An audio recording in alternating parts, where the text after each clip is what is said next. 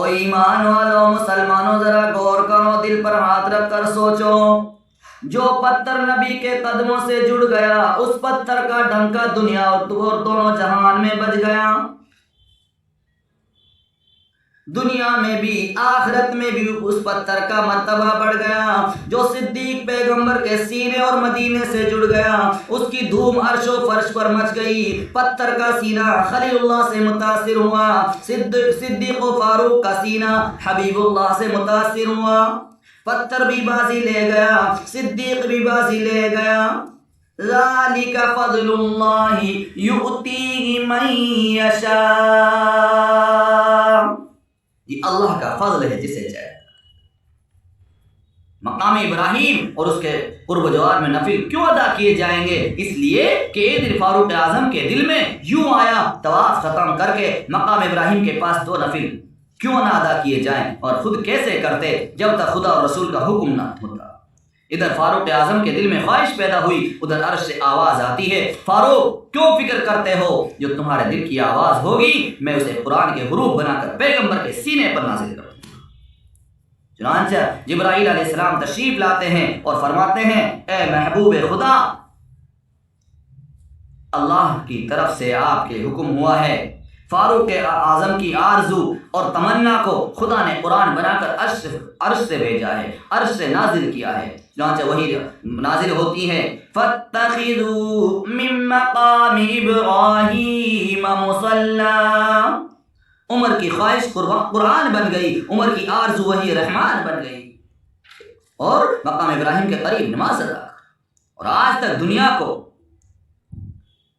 پتہ ہے اور معلوم ہے کہ یہ آج بھی یہ عمل جاری ہے اور قیامت تک جاری رہے گا، اور آج تک دنیا کوشش کر کے اس مقام پر نفل ادا کرنے کے لیے جاتی ہے۔ صدیق جائیں تو وہاں، فاروق جائیں تو وہاں، عثمان جائیں تو وہاں، علی جائیں تو وہاں، کون انہیں جانے سے روک سکتا ہے؟ روک سکتا ہے تو روکو، وائز روکے، مقرر روکے، خطیب روکے، ذاکر روکے، ملنگ روکے، تبرعی روکے، جانے والے جا رہے ہیں، سنت فاروق زندہ ہو رہی ہیں۔ وہ دیکھو حسن جا رہے ہیں، حسین جا رہے ہیں، عباس جا رہے ہیں، عقیل جا رہے ہیں، جعفر طیار جا رہے ہیں، رضی اللہ عنہم ورضوا عنہ، سب جا رہے ہیں۔ کہاں جا رہے ہیں؟ سنت عمر ادا کرنے کے لیے۔ یہ خدا کی عطا ہے، یہ عمر کی التجا ہے۔ سبحان اللہ، کوئی روک کے دکھائے؟ کہنے دو جہاں حضور جائیں گے، جہاں صدیق جائیں گے، جہاں عثمان جائیں گے، جہاں علی جائیں گے، جہاں اہل بیت جائیں گے، اہل سنت بھی وہیں جائیں گے۔ جو وہاں جائے گا وہ محبوب خدا ہوگا، جو وہاں نہیں جائے گا وہ مردود خدا ہوگا۔ مجھے کہنے دو، حج نام ہے محبوب کے، محبوبوں کی اداؤں کا۔ آؤ ذرا صفا مروہ بھی ہو چلیں۔ قرآن کہتا ہے، ان الصفا والمروہ من شعائر اللہ، صفا مروہ تو اللہ کی نشانیوں میں سے ہیں۔ صفا مروہ کی سعی ہو رہی ہے، حاجی دیوانہ وار کبھی صفا سے مروہ کی طرف جا رہے ہیں، کبھی مروہ سے صفا کی طرف آ رہے ہیں۔ ہاں ذرا دیکھیے، درمیان میں جہاں سبز پٹی سے نشان لگا ہوا ہے، یہاں پر ایک دم حاجی کیوں بھاگتے ہوئے نظر آ رہے ہیں؟ کیوں گزر رہے ہیں؟ کیا ان کو کوئی جلدی ہے؟ یا کسی کی ادا کی پیروی ہو رہی ہے؟ یا کسی کی سنت ادا کی جا رہی ہے؟ ہائے ہائے، آپ کو بتاتا چلوں، علماء سے پوچھو یہ دوڑنا کیسا۔ علماء فرماتے ہیں، حضرت سیدہ ہاجرہ رضی اللہ عنہا جو حضرت اسماعیل علیہ السلام کے لیے پانی لینے گئی تھی تو تلاش بسیار کے باوجود، کوشش کے باوجود پانی نہیں مل رہا تھا۔ آپ کبھی صفا پر جاتی تھی، کبھی مروہ پر جاتی تھی۔ جب مایوس ہو کر وہاں آئی تھی جہاں ایک پتھر کے سائے میں حضرت اسماعیل علیہ السلام لیٹے ہوئے تھے، پیاس سے ان کی زبان سوکھ چکی تھی، تو فوراً بیتاب ہو کر سیدہ ہاجرہ دوڑ پڑتی تھی تاکہ اپنے لگتے جگر کے لیے پانی لا سکے، مگر تقدیر کے سامنے کیسا یارہ ہوتا، دوڑتی تھی، پانی نہیں ملتا تھا۔ اسی طرح جب 7 چکر پورے ہو گئے تو رحمت خداوندی کو جوش آ گیا اور جبرائیل علیہ السلام تشریف لائے اور حضرت اسماعیل علیہ السلام کے پاؤں کے نیچے پانی کا چشمہ جاری ہو گیا۔ سبحان اللہ. اسی کو سیدہ ہاجرہ نے آ کر فرمایا زم زم، یعنی رک جا رک جا. سیدہ ہاجرہ کے دوڑنے کی یہ ادا خدا کو اس قدر پسند آئی کہ خدا تک یہ بات ایسی پسند ہو چکی، خدا نے اس بات کو اس طرح پسند کر لیا کہ آنے والے کل قیامت تک کے دن تک کے لیے حاجیوں کے لیے اس مقام پر دوڑنا ضروری قرار دے دیا. قیامت آ سکتی ہے مگر حاجی کے لیے جب حج کرنے جائے گا اور صفا و مروہ پر جائے گا، کبھی اس پہاڑی پر چکر لگائے گا، کبھی اس پہاڑی پر چکر لگائے گا. سیدہ ہاجرہ کا یہ دوڑنا اور یہ ادا اللہ کو اتنی پسند آئی کہ حاجی تو بھی دوڑتا جا، مجھے چکر لگا. حکم ہوا جہاں میری بندی بے چین ہو کر بھاگتی رہی، تم بھی وہی مضطربانہ حالت میں، فقیرانہ حالت میں بھاگو. جیسے ہاجرہ کے لیے میری رحمت جوش میں آ کر اور میں نے رحمت کے دروازے کھول دیے، اسی طرح تمہارے لیے بھی میری رحمت کے دروازے کھول دیے جائیں گے. میری رحمت تمہیں اپنے دامن میں لے لے گی. تو دوستو پتہ چلا صفا اور مروہ پر دوڑنا اور یہ بے چینی کی حالت کا پیدا ہونا سیدہ ہاجرہ کی سنت ہے، اور یہ سنت قیامت تک جاری رہے گی، ساری رہے گی، چلتی رہے گی. پھر بات وہی بنی نا کہ حج نام ہے چند اداؤں کا اور چند وفاؤں کا. خدا جس کو اس وجدان سے بہراور کر دے وہی دولت مند ہے، وہی خوش نصیب ہے، وہی بخت بلند ہے، وہی خدا کی نعمتوں سے مالا مال ہے. دیکھو صفا مروہ کی صحیح بھی ہو رہی ہے، آگے بڑھو. آج منا کو روانہ ہوئے، منا کو چلو، وہاں آج کوئی کام نہیں، صرف رات کو ٹھہرنا ہے. کیوں ٹھہرنا ہے؟ بس یہ بھی کسی کی ادا کی تکمیل ہے.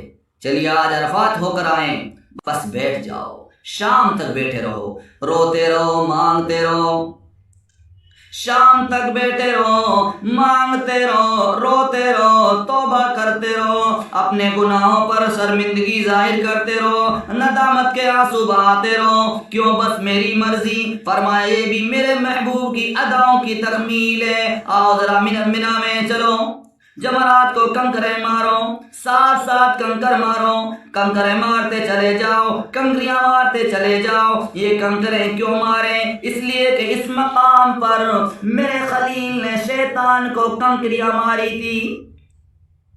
شیطان نے آ کر ابراہیم علیہ السلام سے کہا تھا بھلا باپ بھی بیٹے کو کیا ذبح کر سکتا ہے؟ اس پر حضرت ابراہیم علیہ السلام نے فرمایا او مردود، او شیطان، دور ہو جا، اور اس کو 7 کنکریاں ماری. وہ بھاگا، پھر تھوڑی دور جا کر رک گیا.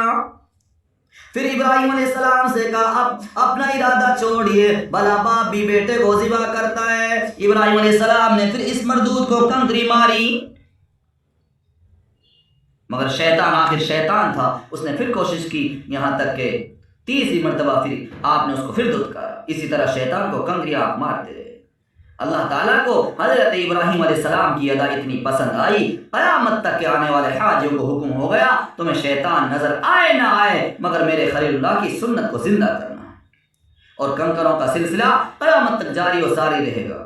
کیوں؟ اس لیے حج نام ہے ابراہیم علیہ السلام کی اداؤں کا، اور حج نام ہے ابراہیم علیہ السلام کی وفاؤں کا.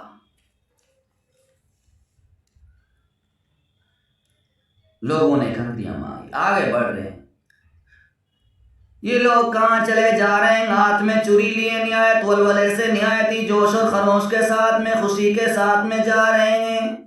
معلوم یہ ہوا یہ قربانی کرنے کے لیے قربان گاہ کی طرف جا رہے ہیں. بھلا حاجی صاحب سے پوچھو تو صحیح، حاجی صاحب آپ کہاں جا رہے ہیں؟ حاجی صاحب فرماتے میں قربانی کرنے کے لیے جا رہا ہوں. حاجی صاحب کیسی قربانی اور کیوں کرتے ہو؟ حاجی کہتا ہے حضرت ابراہیم علیہ السلام کی سنت ہے اور اس کی ادائیگی کے بغیر حج ممکن نہیں، اس لیے مجھے اس سنت ابراہیمی کو آج ادا کرنا ہے اور مجھے ادا کرنے دو.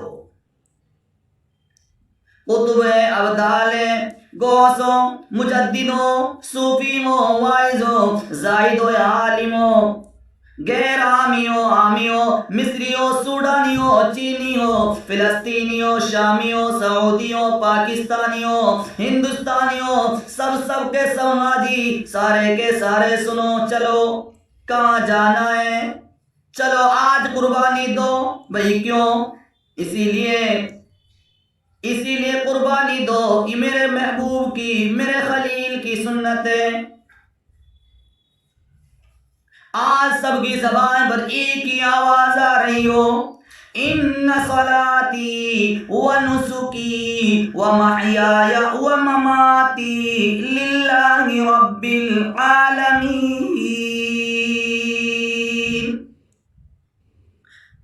ہے۔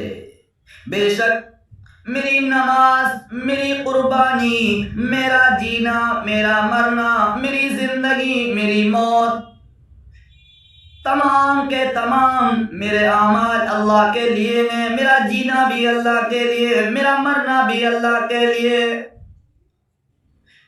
سب کی زبان پر یہی بات ہے، یہ سب کے سب خلیل اللہ کے فدائی ہیں۔ سب کی زبان پر ہے کہ ہم اپنے پیغمبر آخر الزمان حضرت محمد رسول اللہ صلی اللہ علیہ وسلم پر درود بھیجتے ہیں، اور آپ پر درود بھیجتے وقت سیدنا خلیل اللہ علیہ السلام کا تذکرہ بھی کرتے ہیں۔ آج ہم انہی کی سنت کو زندہ کرنے کے لیے آپ کو اس بات پر غور کرنا ہوگا کہ جب ابراہیم علیہ السلام نے اپنے بیٹے کی قربانی کا خواب دیکھا، لبیک کہا تھا، جس کی تعمیل کے لیے وہ اس دور دراز مقام میں آئے تھے، عین اس وقت جب چھری لے کر بیٹے کو خدا کی راہ میں قربان کرنا چاہنا، بیٹے نے بھی خدا کا حکم سن کر گردن جھکا دی۔ آواز آئی، اے میرے خلیل، اے میرے خلیل، آپ نے اپنا خواب سچا کر دکھایا ہے۔ ہم ایسا ہی بدلہ نیکوکاروں کو بدلہ دیتے ہیں، ایک بڑی دیکھا ہم اس کے بیٹے کو بچا لیا، ایک دمبا دیا اور بیٹے کو بچا لیا۔ اس وقت ابراہیم علیہ السلام کو معلوم ہوا کہ اس خواب کی تعبیر بیٹے کو خدا کے گھر کی خدمت اور توحید کی دعوت کے لیے مخصوص کر دیتا ہے،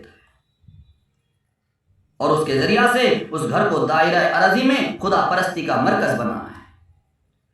آواز آتی ہو میرے بندوں، جب ہم نے اس گھر کو لوگوں کا مرجع اور امن بنایا، کہا ابراہیم کے کھڑے ہونے کی جگہ کو نماز کی جگہ بناؤ، اور ابراہیم اور اسماعیل علیہ السلام سے عہد لیا کہ تم دونوں میرے گھر کو جا رہے ہو۔ سرکار دو عالم صلی اللہ علیہ وسلم سے بھی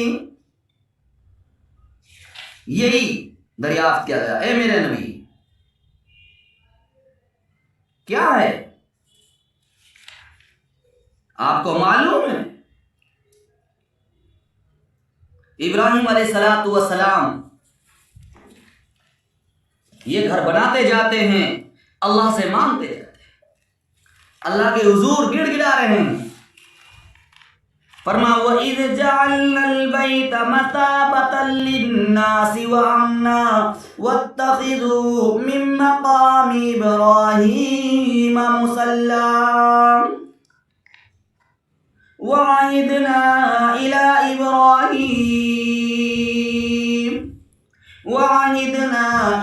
إِبْرَاهِيمَ وَإِسْمَاعِيلَ أَن طَهِّرَا بَيْتِيَ لِلطَّائِفِينَ وَالْعَاكِفِينَ وَالرُّكَّعِ السُّجُودِ۔